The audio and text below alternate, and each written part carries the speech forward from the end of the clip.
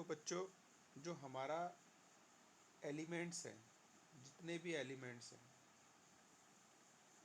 जितने भी एलिमेंट्स हैं हमारे पास, एलिमेंट जानते हो ना? हर किसी जैसे कुछ भी जो भी आपके टेबल में जितने भी केमिकल्स को आप देखते हो पढ़ते हो वो सब एलिमेंट ही तो है। यस और नो? सारे एलिमेंट हैं। हाँ सर। चाहे वो सोडियम आप लिखिए, चाहे आप पोटेशियम लिखिए, चाहे वो आप आयरन लिखिए, कुछ भी लिखिए, सब एलिमेंट है। तो पहला क्लासिफिकेशन तो ये है कि हम पूरे एलिमेंट्स को तीन कैटेगरी में डिवाइड करते हैं।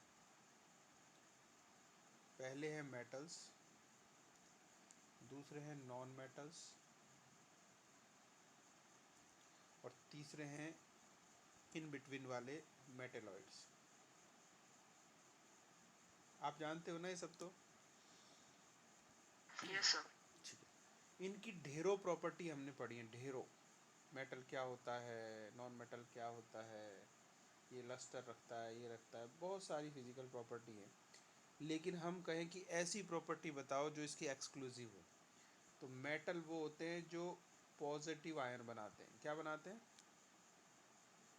जो इलेक्ट्रॉन को लूज करते हैं। जिनके पास इलेक्ट्रॉन लूज करने की कैपेबिलिटी होती है और वो पॉजिटिव आयन बनाते हैं, वो मेटल्स होते हैं। नॉन मेटल कौन होते हैं? जो कि इलेक्ट्रॉन को गेन करते हैं जो नेगेटिव और नेगेटिव बनाते हैं। जो नेगेटिव आयन बना लेते हैं। ठीक है। मेटेलॉइड कौन होते हैं? कि मौके के हिसाब से अगर इनके पास मेटल आ रहा है तो ये नॉन मेटल की तरह बिहेव करेंगे। ठीक है। और अगर नॉन मेटल आ रहा है तो मेटल की तरह बिहेव करेंगे। और ज़्यादातर केसेस में तो ये क्या करते हैं? कोवेलेंट बॉन्डिंग करते हैं। कैसी बॉन्डिंग करते हैं? कोवेलेंट बॉन्डिंग करते हैं, शेयरिंग से। हम कई बार पढ़ चुके हैं कि बॉन्डिंग पैटर्न बहुत सारे होते हैं, जिसमें तीन मेन है: आयनिक, कोवेलेंट, और तीसरा क्या है? तीसरा क्या है जो है बाद में पढ़ेंगे, वो क्या है बताओ?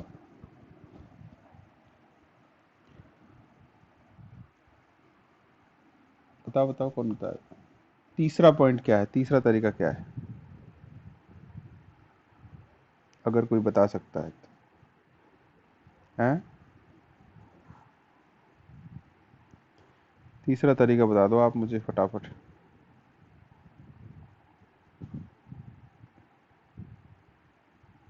पोलार छोड़िए, एक होता है कोऑर्डिनेशन बॉन्ड, जिसके बारे में एक चैप्टर है हमारा, covalent, sorry, coordination compound, last में। ठीक है। अच्छा, तो उसके बारे में भी जानेंगे। तो पहली बेसिक बात जो हमारे दिमाग में फ्रेम में होनी चाहिए वो ये है कि यहाँ पर एलिमेंट्स को तीन कैटेगरी में डिवाइड किया है: मेटल्स, नॉन मेटल और मेटेलॉइड। सबसे ज़्यादातर जो एलिमेंट है वो मेटल्स होते हैं। लगभग 83 या 85 एलिमेंट जितने भी हमारे डिस्कवर्ड हैं, उनमें से इतने एलिमेंट मेटल हैं। यानी टेबल का एक बड़ा हिस्सा किसका है? मेटल का बना हुआ है, बड़ा हिस्सा मेटल का बना हुआ है। यहाँ तक बात समझ में आ गई? फिर आपको इतना भी पता होगा कि हमने इन, क्योंकि हमारे पास बहुत सारे एलिमेंट्स हैं, बहुत सारे एलिमेंट्स हैं, है ना? तो बहुत सारा सामान अगर घर में हो जाए तो एक समस्या ये होती है कि सामान को हम सहेज ही नहीं पाते। ज़रूरत के हिसाब से सामान को कैसे यूज़ करना है वो तभी पॉसिबल है जब हम उसको जमा के रखें। तो इतने सारे एलिमेंट्स को सबसे पहले बड़ी समस्या ये थी कि इनको क्लासिफाई किया जाए और जमाया जाए। तो एक टेबल आई। कौन सी टेबल थी वो? Periodic table. सब जानते हो इसके बारे में। ये पीरियोडिक टेबल बनाई गई कुछ इस तरह से। मैं इसका छोटा सा खाका आपको बना के दिखा रहा हूँ। इस तरह की आ रही है ना सामने आपको समझ में? है ना? जानते हो आप इसके बारे में? तो ये एक फ्रेम है, इतना तो दिमाग में होगा ही होगा।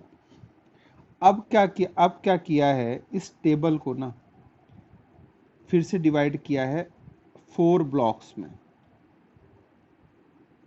कितने ब्लॉक में? 4 ब्लॉक्स में डिवाइड किया है, और वो 4 ब्लॉक्स कौन कौन से हैं? पहला है एस ब्लॉक, दूसरा है पी ब्लॉक, डी ब्लॉक, और फिर है एफ ब्लॉक। आ गई बात समझ में? अब दिमाग पे किसी तरह का प्रेशर और बोझ नहीं रखना है, समझते जाओ, जो समझ में आ रहा है ठीक है, नहीं आ रहा है पूछ लो, पूछने से कोई दिक्कत नहीं है। अब इनको कैसे डिवाइड किया गया है, पहले इसमें इनकी लोकेशन देख लो आप। ये जो पहली 2 लाइन आपको नजर आ रही है ना, पहली 2 लाइन, पहले 2 खंबे एक साइड के, लेफ्ट साइड के, ये एस ब्लॉक के हैं। किसके हैं? एस ब्लॉक के। ठीक है। इधर एकदम राइट में, एल एकदम राइट साइड में जो है, ये पी ब्लॉक है। अब आज से जब भी हम पढ़ेंगे ना, आज के अलावा अपनी बुक हमेशा सामने रखना, एक टेबल को खोल के रखना, जरूरत पड़ेगी मैं भी दिखाऊंगा। तो लेफ्ट साइड में एकदम एस ब्लॉक, राइट साइड में एकदम पी ब्लॉक। समझ में आ गया? ठीक है। ये जो हिस्सा है ना, ये वाला नीचे वाला प्लेन सा सपाट मैदान, ये है डी ब्लॉक। ठीक है, समझ में आ गया? एस पी डी की लोकेशन समझ में आ गई? एक और देखा होगा आपने, 2 पट्टियां 14 14 एलिमेंट की नीचे भी बिछी हुई हैं। मैं बना नहीं रहा हूं अभी, केवल आपको फ्रेम दिखा रहा हूं। 1 2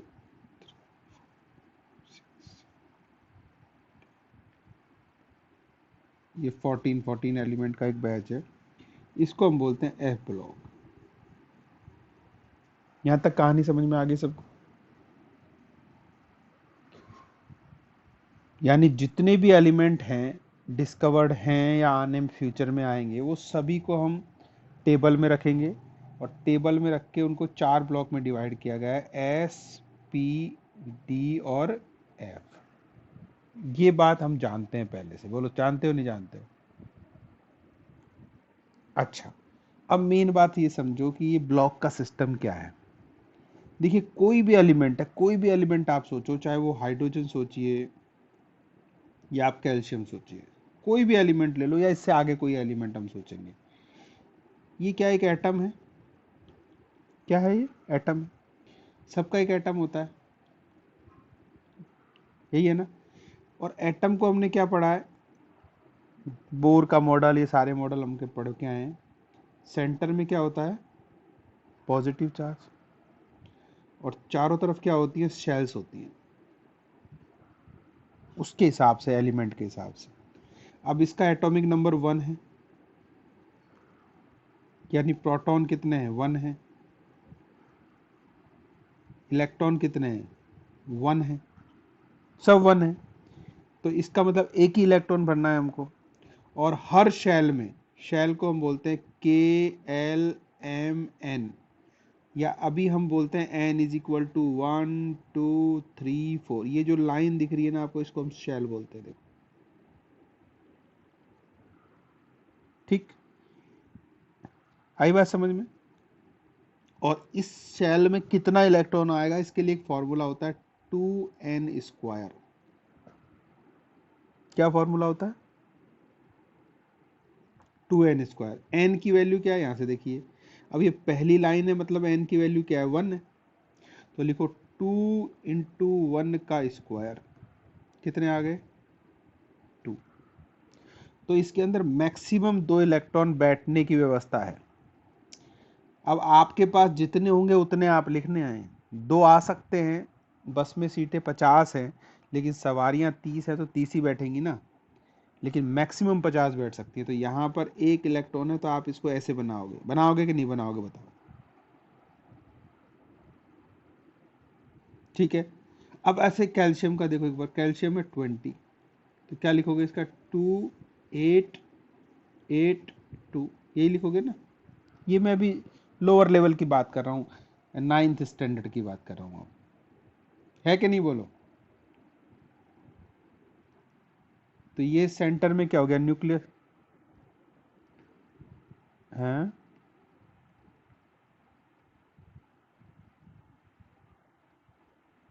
थर्ड वाले में बताएंगे बताएंगे, रुको, सब रुको,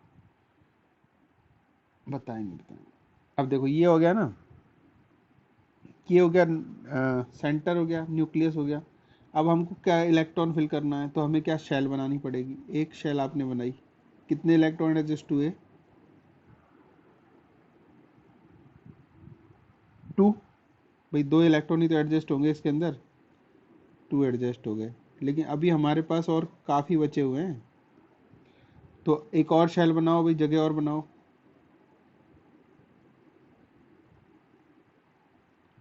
कितने आ सकते हैं? 8। 1 2 3 4 5 6 7 8 और जगह बनाओ।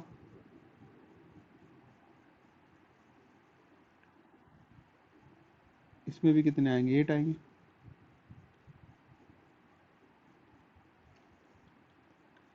थ्री 4 5 6 7 8। अब देखो समझने की बात यह है, एटॉमिक स्ट्रक्चर आपने पढ़ा है, कहीं भी कंफ्यूजन आए तो आप ज़रूर पूछना कि सर पढ़ा तो है लेकिन मुझे इस चीज़ समझ में नहीं आई है। उसको साथ मत घसीटना, नहीं तो फिर कभी भी नहीं समझ में आएगा। और लास्ट में आ गया 2। ठीक है, अब आप इसको जरा गौर से देखो बेटा, दोनों को कंपेयर करो। देखो यहाँ इलेक्ट्रॉन 1 है और यहाँ 20 हो गए, तो साइज का फर्क आपको नजर आ रहा है अपने आप? साइज का फर्क समझ में आ रहा है? साइज का फर्क कब आएगा? जैसे जैसे शेल बढ़ेंगे।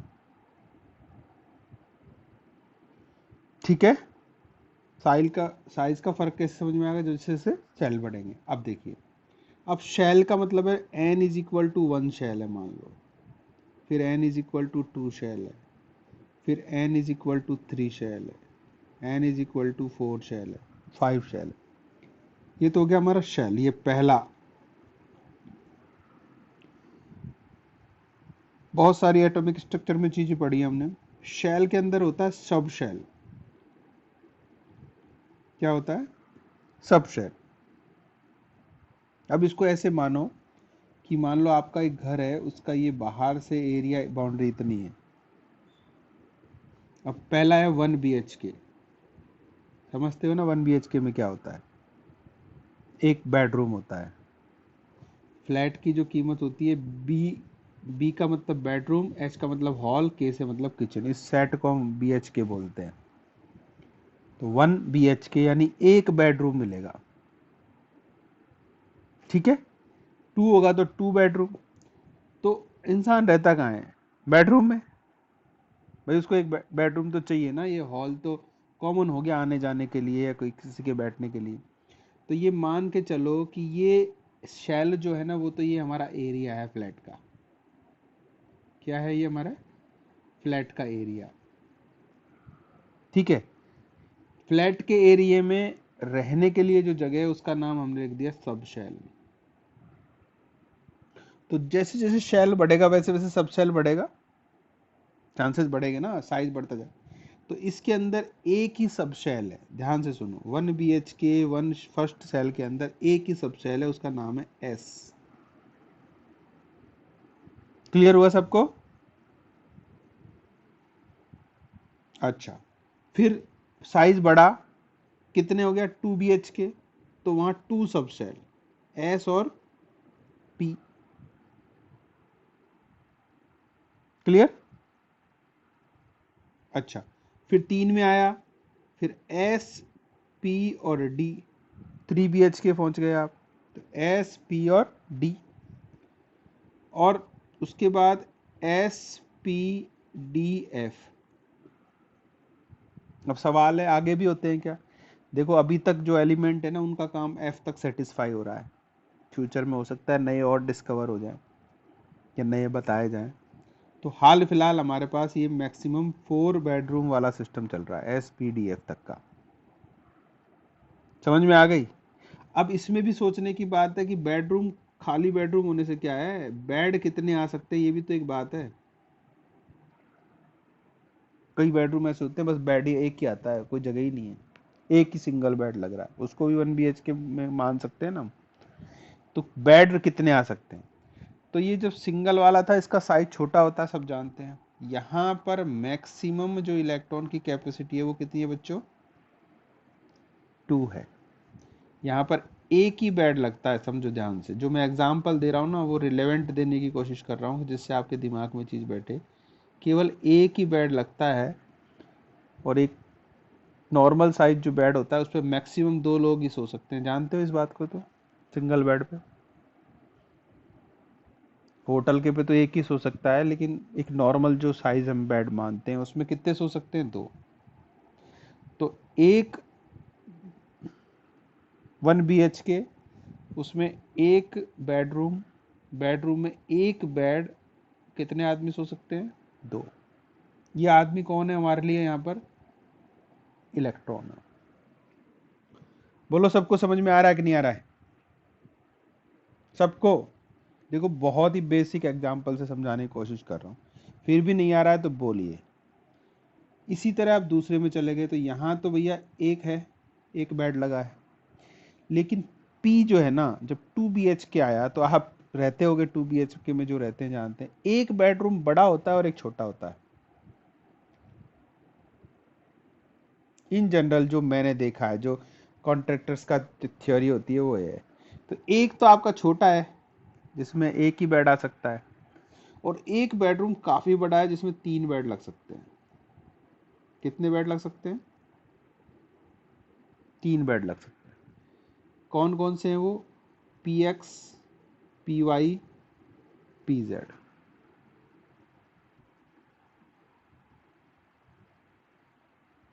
ये हमारे वो है ना, क्या है बोलो, बताओ बच्चों,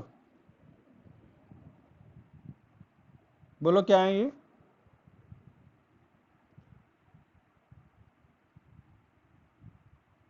ऑर्बिटल बोलते हैं इनको। क्या बोलते हैं इनको? ऑर्बिटल। याद आ रही है? शेप बनाई थी हमने कि ये स्फेरिकल होता है, एस जो होता है वो स्फेरिकल होता है, गोला। पी डम्बल शेप होता है, तो 3 एक्सिस होते हैं तो 3 होगा, PX होगा, PY होगा, PZ होगा। याद आ रहा है सबको? जैसे इसको आप Z एक्सिस मानो तो ये PZ हो गया, और अगर X वाला बनाना है तो ऐसे बना सकते हो, ये PX हो गया, है ना? किसी को भी बना सकते हो। तो ये संभावना समझ लो। आ गई सबको बात समझ में आ रही है ये? ठीक है। अब आते हैं हम इस वाले पे, थर्ड वाले पे। देखो थर्ड वाले पे आइए आप। घर कैसा हो गया? 3 BHK। फिर भी वही पैटर्न है। 3 BHK में भी क्या करते हैं ना वो, यही देखना आप, मैंने जो देखा है यही होता है। 3 साइज के बेडरूम होते हैं पक्का।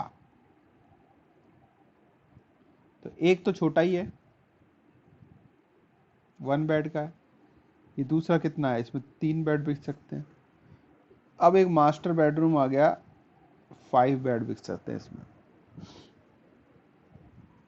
कितने बेड बिक सकते हैं? 5। अब ये 5 का नाम आप जानते हो, PXY, PYZ, PZX, PX square, Y square, PZ square. इनकी जो शेप होती है वो डबल डम्बेल होती है, डबल। ये सबको पता है कि नहीं पता है? बताओ, बोलो सारे बताओ, सबको पता है कि नहीं पता है इसके बारे में? शर्माने की जरूरत नहीं, नहीं पता है तो कोई बात नहीं, बता देंगे, 1 मिनट लगता है। नहीं पता है, ये नहीं जानते क्या बन रहे हैं ये? अच्छा, बाकी सारे?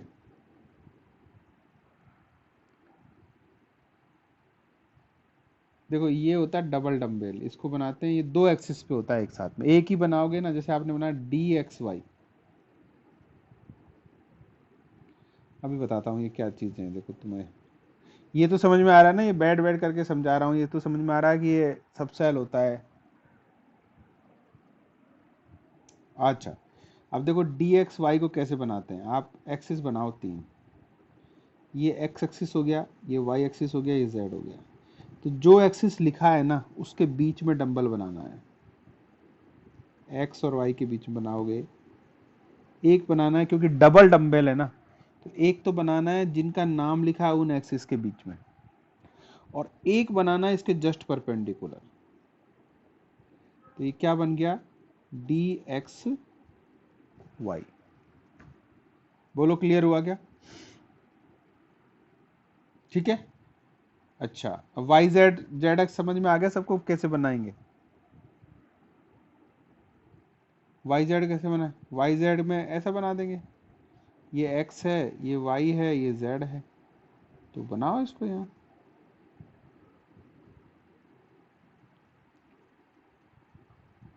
बन गया, ये हो गया डी वाई जेड, ऐसे ही जेड एक्स बन जाएगा। बोलो सबको समझ में आ रहा है कि नहीं आ रहा है, मुझे बताओ पहले। अभी जितना बताया वो समझ में आ रहा है क्या? ठीक है। अब देखो ये वाला है डी एक्स स्क्वायर, अब कोई इसको माइनस बोलता है, वैसे इसको x square dash y square ही बोल सकते हैं, एक्स स्क्वायर वाई स्क्वायर भी बोल सकते हैं, ठीक है ना। तो इसको कैसे बनाना है हमको, ये एक्स हो गया, ये इसको वाई मान लेते हैं हम, ऊपर वाले को वाई मानते हैं ना, इन जनरल भी हम इसको वाई मानते हैं, और इसको हमने मान लिया जेड। तो जब डैश लगा हुआ दिखे आपको तो क्या करना है, जो बोला है ना उसी पे घुमाना है, एक्स वाले पे घुमाओ एक डंबल को, और दूसरा डंबल वाई पे घुमाओ, नहीं जेड पे नहीं, वाई पे। जब एक्स वाई लिखा है तो बीच में देखना है, जब डैश वाला आया तो जो बोला है ना उस पे घुमा दो, ठीक है। अब बोल रहा है डी जेड स्क्वायर, इसको कैसे बनाएंगे देखो, इसमें भी देखो अब इस बार मैं इसको x, इसको y, इसको z मान लेता हूँ, कोई फर्क नहीं पड़ता है। देखो 3 डायमेंशन में आपको पता है ना, सब एक जैसे ही है, आप किसी को भी कुछ मान सकते हो। तो यहाँ क्या करना है, डी जेड स्क्वायर बोल रहा है, डी जेड स्क्वायर बोल रहा है, तो क्या करना है, z पे बनाओ, z पे। क्या बना दिया, z पे बना दिया। और जो दूसरा डंबल है उसको डंबल की तरह नहीं बनाना है, उसको इसके चारों तरफ ऐसे गोल गोल घुमा देना है,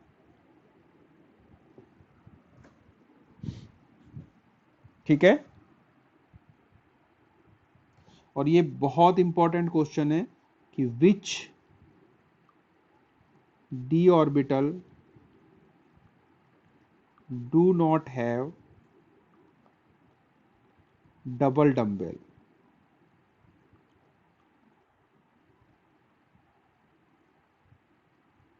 ठीक है, डी जेड स्क्वायर बहुत इंपॉर्टेंट क्वेश्चन है ये। डी वाला जो होता है उसमें डबल डंबल होते हैं, लेकिन ये एक्सेप्शन है कि इसमें डबल डंबल नहीं होता है, एक ही होता है। बोलो समझ में आई कि नहीं आई सबको ये बात? ठीक है, यहां तक सबको समझ में आया? सारे बोलो, सारे बोलो, बहुत बेसिक तरीके से समझा रहा हूँ, नहीं समझ में आया तो आप तुरंत बताइए यहाँ तक समझ में आया। अब ऐसे ही कहानी आप चले जाइए 4 बेडरूम पे, लास्ट वाला लेते हैं, फिर मैं बताता हूँ ये है क्या। आप आ गए n इज इक्वल टू 4 में, कितने बेडरूम है यहाँ पर, 4, S P D F। S में कितना कमरे हैं, सॉरी S में कितना बेड आएगा, P में कितना आएगा, 3, D में कितना आएगा। अब इसमें आते हैं 7 बेड, ये बड़ा तगड़ा हॉल टाइप कमरा है इसमें, इसमें 7 आएगा, 1 3 5 7। S ऐसी होता है, P के हमने आपको 3 बताए, PX PY PZ बेड के नाम है ये, और ये 5 बताए हमने, DXY DYZ DZX DXY square DZ square. इसी तरह के 7 होते हैं, इनके नाम क्या होते हैं, नंबर क्या होते हैं, बहुत ही कॉम्प्लेक्स है, MSc तक भी इनके बारे में बहुत ज़्यादा नहीं बताया जाता है, पर 7 होते हैं ये मान के चलिए। और हर बेड पे कितने लोग बैठ सकते हैं, ये सोचो आप, 2 बैठ सकते हैं, 2 लोग आ सकते हैं हर में।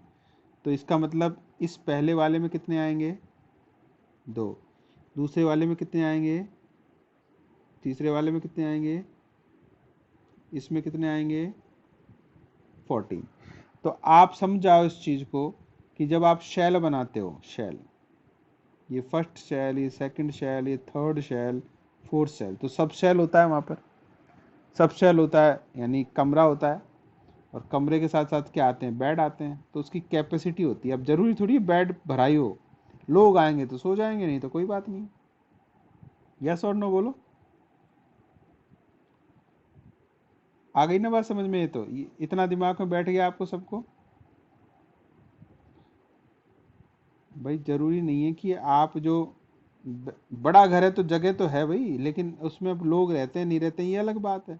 लेकिन अगर लोग आ जाएं तो कोई दिक्कत उनको होने वाली नहीं है। अब ये हर एलिमेंट का स्ट्रक्चर होता है बच्चों, हर एलिमेंट को ऐसे ही बनाते हैं। इसी तरह इमेजिन करना है आपको हर एलिमेंट, फिर उसी तभी आपको उसकी प्रॉपर्टी समझ में आएगी। ये आपका फर्स्ट सेल हो गया, n इज इक्वल टू 1, कौन है इसके अंदर, केवल s। ये हो गया second, n is equal to 2, कौन कौन है, sp। ये हो गया n इज इक्वल टू 3, कौन कौन है, s p और d। ये हो गया आपका n इज इक्वल टू 4, कौन कौन है, s p d और f। बोलो सबको समझ में आया कि नहीं आया? ठीक है, तो इसमें कितने लोग आ सकते हैं, लोग का मतलब इलेक्ट्रॉन 2। इसके अंदर कितने आ सकते हैं,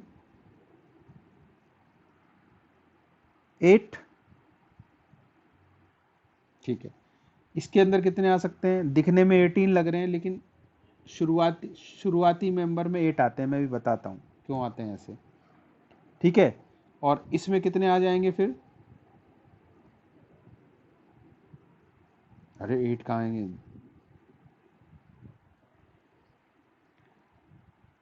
मैं कह रहा हूं कि आने को तो ज्यादा भी आ सकते हैं, लेकिन जो शुरुआती मेंबर है ना, वो डिपेंड करता है कि जो स्ट्रक्चर बनाते हैं ना, वो उसकी प्रॉपर्टी के बेस पे बनाते हैं कि वो क्या प्रॉपर्टी शो कर रहा है। तो प्रॉपर्टी शो कर रहा है उस हिसाब के, उसके पास कितने इलेक्ट्रॉन फ्री होना चाहिए, आउटर मोस्ट में कितना होना चाहिए, उस हिसाब से हम उसको लिखते हैं। ठीक है, तो ये कहानी आप लोगों को समझ में आ गई ना थोड़ी थोड़ी? बोलिए, अब क्या करते हैं हम कि जैसे जैसे हमको एटॉमिक नंबर बढ़ेगा, एटॉमिक नंबर क्या होता है, एटॉमिक नंबर होता है प्रोटॉन, और प्रोटॉन इज इक्वल टू क्या होता है, इलेक्ट्रॉन। सही है कि नहीं बोलो? जितना प्रोटॉन होगा, प्रोटॉन मतलब एटॉमिक, एटॉमिक नंबर, और जितना प्रोटॉन होगा उतना ही क्या होगा हमारे पास, इलेक्ट्रॉन। और केमिस्ट्री में केवल और केवल किसकी बात होती है, इलेक्ट्रॉन्स की। किसकी बात होती है, इलेक्ट्रॉन हमारे लिए गेस्ट हैं, इलेक्ट्रॉन हमारे लिए गेस्ट हैं, इनको अच्छे अच्छे कमरों में अच्छे अच्छे बेड पे बैठाना है। समझ गए? तो इनको कैसे बैठाना है, यही जो कॉन्फ़िगरेशन है, इसी को हम बोलते हैं इलेक्ट्रॉनिक कॉन्फ़िगरेशन।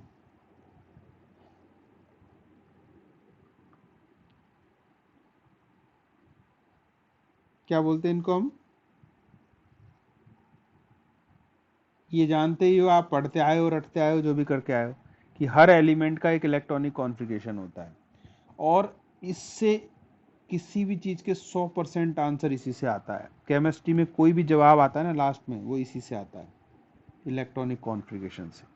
क्योंकि जो भी हलचल, वो कितना शैतान है, कितना रिएक्टिव है, कितना शांत है, स्टेबल है, इनर्ट है, ये सब कहानी उसके कॉन्फ़िगरेशन पे डिपेंड करती है।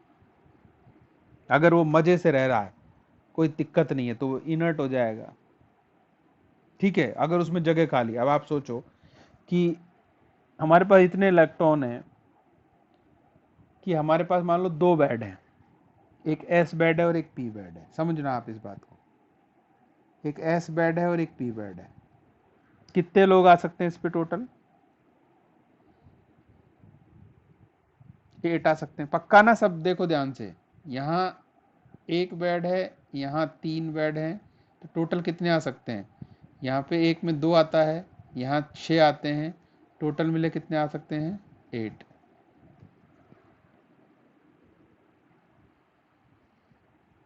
यही होगा ना। अब बताओ, 8 लोगों को सोने की जगह 8 आके सो गए, अब 9 आ जाए तो उसको घुसने देगा क्या वो? नहीं घुसने देगा। तो ये जो 8 का नंबर है ना, इसीलिए इसको बढ़िया नंबर माना गया है। इसी को अचीव करते हैं सब लोग कि भैया 8 जो नंबर है ना, इसमें सब फिल हो जाता है हमारा, एकदम शांत, सब फिक्स हो गए, ना जगह खाली है। अब मान लो 8 की जगह 7 हो, आप सोचो 8 की जगह 7 हो, तो एक मेंबर क्या कहेगा, ऐसा वाला मैं यहाँ जाके सो जाऊं क्या? है क्या? ऐसा कर सकता है ना कि मुझे, मैं वहां जाऊंगा या फिर वहां जाएंगे। लेकिन अगर फिक्स है तो कहेंगे भैया सब अपनी जगह बैठ जाओ। इसका मतलब ये इनर्ट का कॉन्फ़िगरेशन है। किसका है? इनर्ट का। और जितनी भी इनर्ट गैसेज होती हैं वो इसी कॉन्फ़िगरेशन को फॉलो करती हैं। उनका सिटिंग प्लान या लेटिंग प्लान या सोइंग प्लान वो ऐसा होता है कि वहां 8 लोग सोते हैं। ठीक है। अच्छा, यहां तक कहानी समझ कुछ बैठा दिमाग में? आज तक क्या पढ़ा था, क्या याद था, उसको छोड़िए, अभी आपको समझ में आई कहानी कुछ? अच्छा, अब बात आती है कि जैसे कुछ डाउट है, ये डिब्बे डिब्बे क्या हैं, ये देखो।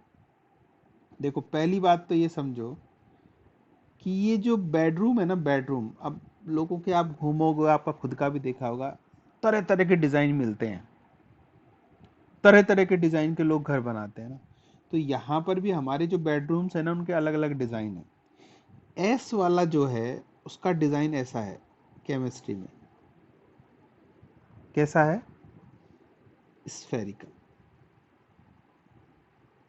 कैसा है? स्फेरिकल। और ये स्फेरिकल में अब इलेक्ट्रॉन तो एक बहुत छोटी चीज है, हम कह रहे हैं ना कि बैठ जाता है, नहीं, इलेक्ट्रॉन कभी बैठता नहीं है। जैसे एक छोटा बच्चा होता है ना घर में, बहुत छोटा बच्चा है, 1-2 साल का, 3 साल का, क्या वो बैठता है क्या एक जगह? कभी नहीं वह घूमेगा। तो हम क्या करते हैं, एक कमरे में बाउंड्री बना देते हैं, उसकी लॉक लगा देते हैं बाहर से कि वो इधर से उधर जाएगा। तो ऐसे ही ये जो इलेक्ट्रॉन है ना, इस टेरिटरी में घूमेगा। और इसमें मैक्सिमम बच्चे कितने आ सकते हैं यहाँ? 2 आ सकते हैं। एक आएगा तो भी कोई बात नहीं है, खाली भी हो सकता है। लेकिन 1 आएगा, 2 आएगा, तो वो ऐसे घूमेगा। यानी ये डॉट्स जो है ना, ये बहुत लगा लगातार लगातार कहीं भी घूमता रहता है, वो कहीं भी घूमेगा। ये मास लेस वेटलेस पार्टिकल है, लगातार इस टेरिटरी में घूमेगा, लगातार घूमेगा। आप, ये तो हमने बताया है इसको, नहीं तो इसकी पोजीशन को बताना पॉसिबल ही नहीं है। आपने यहाँ लिखा तो इतने पता नहीं कहाँ गया, वो इतना मास लेस है। और अगर ऐसा नहीं होता ना, तो फिर कोई रिएक्शन ही नहीं होती। इतनी चीजें जो बन पा रही हैं वो इसी से बन रही हैं। तो ये पी की स्ट्रक्चर है। समझ में आ गई बात आपको? अरे गोले में हैं, 2 लोग हैं तो इसी एरिया में घूमेंगे ना, ऐसे गोल गोल में। ठीक है। अब आप जब 2 BHK में गए तो वहां क्या मिला? एक रूम तो ऐसा ही था, और 3 रूम हमको कैसे मिल गए? इसको एक्स मान लेते हैं, इसको वाई मान लेते हैं, और इसको हम जेड मान लेते हैं। तो क्या लिखा था हमने? PX। यहाँ रूम का शेप बदल गया है। कैसा बदल गया? Dumbbell shape. ऐसा बना दिया डिजाइन से घर। अब इलेक्ट्रॉन कहाँ रहेगा? यहाँ रहेगा, इस डंबल के अंदर रहेगा। या तो इस डंबल में घूमेगा या इस डंबल में घूमेगा, इस एक्सिस पे ही रहेगा और इसी शेप के अंदर रहेगा। आया बोलो सबको समझ में? एस के क्यों आएंगे? भी अगर एस, अरे सुनो सुनो, आपके पास नंबर बढ़ेगा तो घुसाओगे ना आप इसमें। दूसरा रूम तब खोलोगे जब इस रूम में लोग नहीं आएंगे। 2 तो यहाँ बैठा दिया आपने, लेकिन 2 से ज्यादा हुए तो कहाँ बैठाओगे? यहाँ बैठाओगे ना, अलग रूम खोलना पड़ेगा। तो यहाँ ये रूम खोल दिया आपने, अब ये इसमें रहेंगे। तो चिराग, देर को समझ में आई अब कहानी में क्या कहना चाह रहा हूं?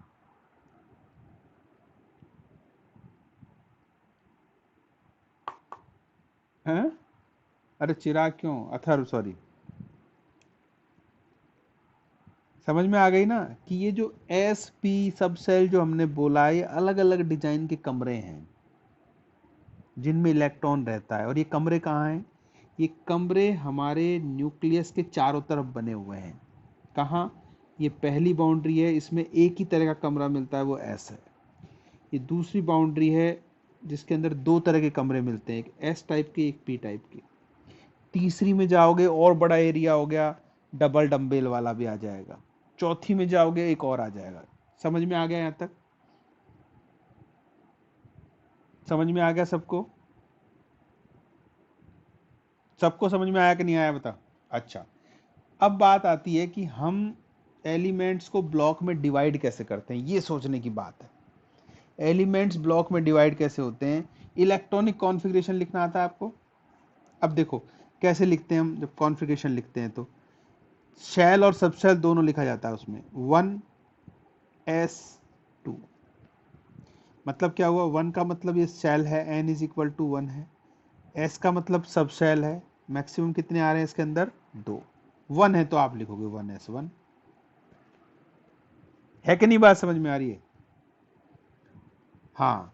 अब देखो इसको एक इसको सांप जैसा सिखाया होगा पिछले साल।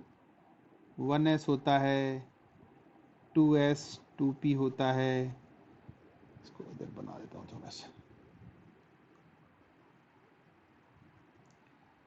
ये 1s 2s 2p 3s 3p 3d 4s 4p 4d। अपनी ये बुक 11th की एक बार देख लेना। ऐसे ही 5s 5p 5d 5f। और इसको ना ऐसे ऐसे काटना है, देखो।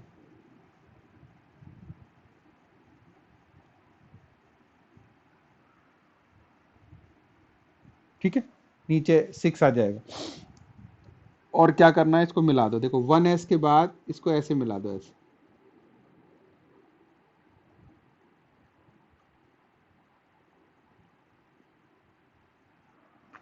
अब सीक्वेंस से चलो। सीक्वेंस कहाँ से चलना है? शुरू से चलना है। 1s पे आए, देखो क्या आ रहा है पहला? 1s। लिखो 1s में कितने आ सकते हैं, बोलो। अरे s में कितने आ सकते हैं? 2, तो 1s2 आ गया। अब इसके बाद देखो ये घुसा यहाँ पे 2s, फिर घुसा है देखो 2p, फिर 3s 3p, फिर 4s। दिख रहा है सांप चलता हुआ? इसी पैटर्न को फॉलो करना है हमको, इसी पैटर्न को फॉलो करना है। आई बात समझ में? इसी पैटर्न को फॉलो करना है। अब देखो इसी पैटर्न को हम फॉलो करते हैं। मैं 2-3 एग्जांपल लेता हूं, फिर कहानी खत्म करेंगे, कल शुरू करेंगे। मान लो कि हमारे पास लिखा है लिथियम। क्या लिखा है? लिथियम लिखा है। एटॉमिक नंबर क्या है भाई इसका? 3 है। अब मुझे इस सांप के साथ साथ चलना है। सांप क्या कहता है? पहले 1 आएगा। 1 में s है, s में कितना इलेक्ट्रॉन आ सकता है? तो अब देखो इस टारगेट को पूरा करना है मुझे 3, तो मैं 2 इसमें भर दूंगा। पहले अंदर वाले को पूरे भरते चलना है। फिर दूसरी लाइन पे आए 2, 2 आ गया। 2s है, s में फिर 2 आ सकते हैं, लेकिन मेरे पास तो एक ही बचा है, तो कॉन्फ़िगरेशन हो गया 2s1। ठीक है। इसका अगर मैं पिक्चर बनाऊं तो कैसे बनेगा? ये सेंटर, ये, और ये जो मैं लिख रहा हूं ना, इसका मतलब ये समझो आप। तो ये पहले में कितने आ गए? 2, और बाहर वाले में 1 आ गया। तो ये इलेक्ट्रॉनिक कॉन्फ़िगरेशन हो गया इसका। आई बात समझ में? चलो ये एक लेते हैं बोरॉन।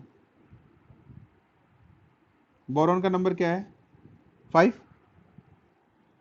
है। चलो भरो इसको। 1s2 आएगा, 2s2 आएगा, और 2p 1 आएगा।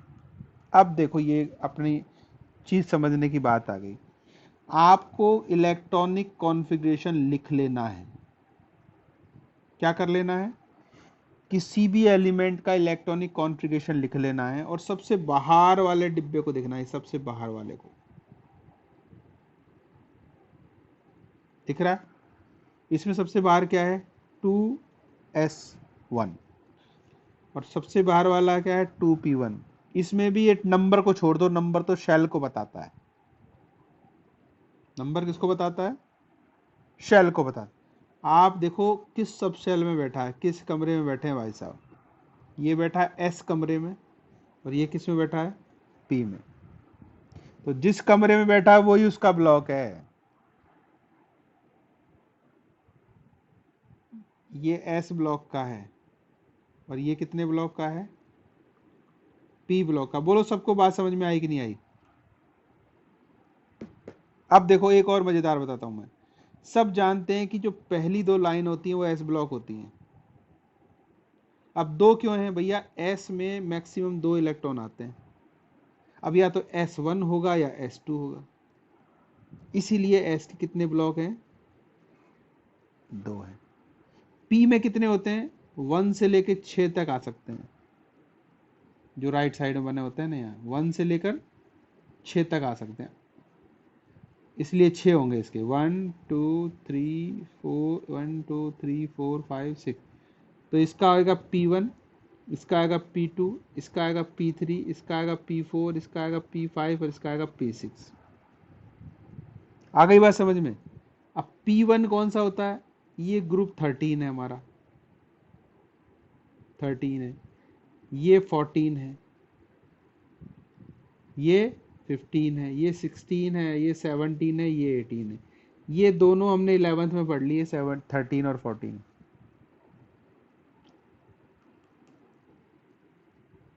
है ना? इसका पहला मेंबर बोरॉन था, बोरॉन फैमिली। ये कार्बन था, कार्बन था। अभी जो 12th का सिलेबस है वो हमको इनके बारे में पढ़ना है, इन सारे ग्रुप्स के बारे में पढ़ना है।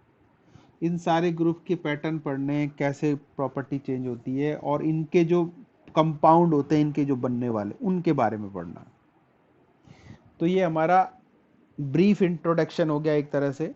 किसका? कि पीरियोडिक टेबल क्या होती है, ब्लॉक क्या होते हैं, कैसे समझते हैं। सबको समझ में आया कि नहीं आया बताओ जरा। एकदम बैठ गया दिमाग में? एकदम बोलो सब।